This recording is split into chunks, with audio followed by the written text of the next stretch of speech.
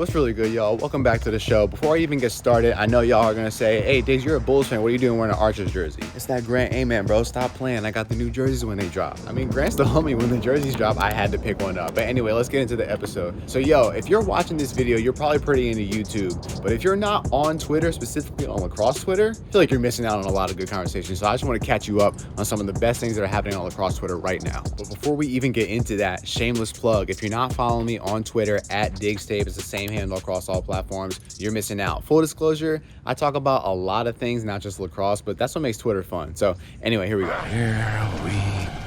go. So I came across this interview on my Twitter timeline. Basically, the head coach of the New England Revolution MLS team was talking about who's crazier, soccer goalies or lacrosse goalies. Who's crazier on the whole? Lacrosse goalies or soccer goalies? I would say lacrosse goalies, but I wasn't a goalie in lacrosse. I took a shot in the chest. To this day, still hurts. So. My man said it still hurts from when he got drilled with a shot in the chest. Almost 50 years ago. I mean, you got to give it to lacrosse goalies. Now, look, Twitter is a wild place. It is not for the weak of heart. And lacrosse Twitter especially has been kind of savage lately. So I'm just glad he just answered that question correctly, because last Twitter would have came for that man's head. And then changing lacrosse Twitter topics, an iconic lacrosse video from a couple years ago just resurfaced on Twitter. Nick, roll that clip for the people so they can see what I'm about to talk about.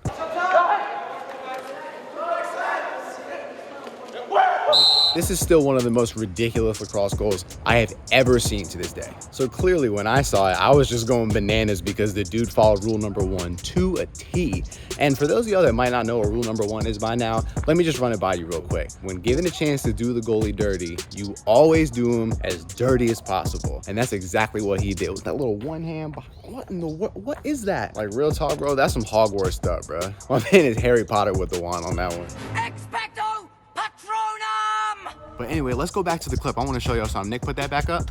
Freeze it right there. You know who that is calling for the ball? That's Justin Gutty. Gutty was in one of the most iconic lacrosse clips of the last 10 years as a background character. Turns out this was just a high school indoor lacrosse pickup game, and Gutty just tweeted about it like it happened yesterday. Perfect recall. So let's just take a second to give props where they're due. The dude that scores that outlandishly disrespectful goal in that clip, that's Gale Thorpe. And if you don't know the name, I hope you're not surprised to learn he plays for the New York Riptide now. So yeah, that makes sense. Okay, so moving on to lacrosse Twitter current events. Look, I love Twitter so much. If y'all are on Twitter, that's on you. Don't get mad at me because I'm talking about lacrosse Twitter. So the timeline was up in arms the other day over an argument that was happening. Look, if you clicked into this video, I'm sure you know what we're about to talk about. Final 4 locations were set for the year 2021 all the way through the year 2026. For the next 2 years, it's going to be at UConn. After that, it's in Philly for 2 years, and then after that is back up to Gillette for 2 years. And when that news came out, the entire lacrosse community let out one big, collective, exasperated sigh about it not being anywhere new again for like the next 6 years. And then the conversation started. So for at least the last 20 years, the college lacrosse Final Four has been held in huge NFL stadiums, which bring really good excitement and a really good atmosphere. And there's usually enough fans to pack at least the lower bowl, or at least a long time ago there was. Attendance has been going down. Honestly, I would be down to go to games in whether they're an NFL stadium or a smaller stadium, MLS stadium, I don't care.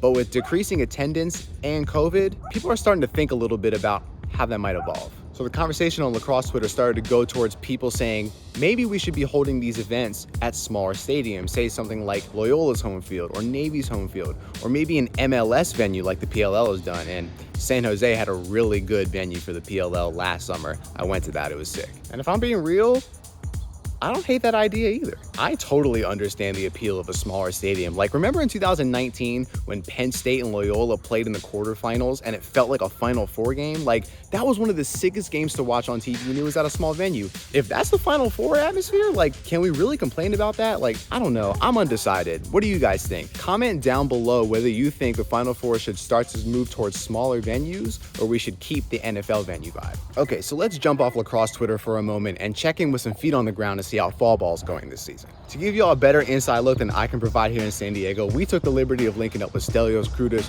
over at Villanova because he's got such a good vlog going on. We figured he would be good to show you guys an inside look of how fall ball's going over at Villanova. So he had this to say to y'all. What's going on, guys? Stelios Krutis here.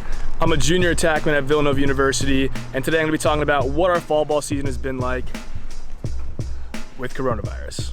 So unfortunately, due to coronavirus, there's a lot of rules and regulations in place just to make sure that we're social distancing, wearing masks, and keeping our facilities clean. So when we first got to school, there wasn't much going on, and we were pretty much waiting for permission to start training. So once we got word from our coaches that we could start training, we started running twice a week and lifting once a week. And we had these different little pods that we kind of trained in to make sure there wasn't as much contact with people and we could socially distance properly. At first, we did a lot of sprinting and technique work just to make sure everyone's kind of getting back in the swing of things, because a lot of people didn't have access to training facilities or fields while in quarantine. So we wanted to make sure everyone started off on the right foot and everyone was training safely. So for lift, we started doing a lot of body weight circuit exercises, just again to make sure everyone gets back into the swing of things. After a few more weeks, we started to amp it up a little bit, and then we actually added in skill sessions after our running sessions, which would consist of shooting, drills, dodging, stick work, and a whole bunch of other things like that. And we kind of split up into defense and offense and stayed within our small groups. Overall, it's been a really different experience, but we've been doing as much as we can, even with all the restrictions we've had. Really grateful to be here because I know a lot of schools aren't even at school right now. So overall, everyone's just been trying to be as safe as possible,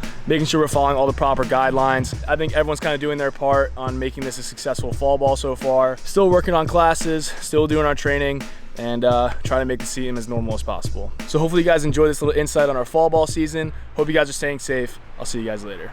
Man, I feel really bad for all the college players that got to deal with all these continuous adjustments with COVID and schedules changing and all that. I don't know, man. I just couldn't imagine making all of those micro adjustments that all the college lacrosse players, all the college athletes actually have been having to make lately. So shout out to y'all for dealing with this at such a weird time for everybody. Speaking of which, we actually want to keep checking in to see how different college programs are coping with all this change. So stay tuned for more content just like that. Or more importantly, we actually want to hear from you. Be sure to DM us on Instagram and show us your best fall ball clips or just check-ins from your program. Because who knows, we can link up, get you right here on Weekly Watch.